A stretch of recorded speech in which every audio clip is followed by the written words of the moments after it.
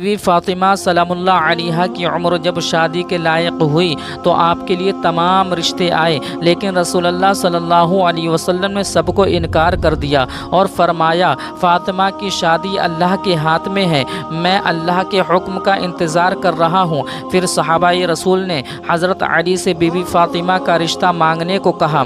سب کو یقین تھا کہ رسول اللہ حضرت علی کے رشتے کو انکار نہیں کریں گے۔ حضرت علی دل میں ارادہ لیے مسجد نبوی میں رسول اللہ کے پاس پہنچے، لیکن کچھ نہ کہہ سکے۔ آپ نے پوچھا کیا کہنا ہے علی؟ حضرت علی خاموش رہے۔ آپ نے فرمایا فاطمہ کے رشتے کے لیے آئے ہو؟ حضرت علی نے حامی بھری، پھر اپنی پیاری بیٹی فاطمہ کے پاس جا کر فرمایا علی کا رشتہ آیا ہے، آپ کو منظور ہے؟ حضرت فاطمہ نظروں کو جھکا کر منظوری ظاہر کی۔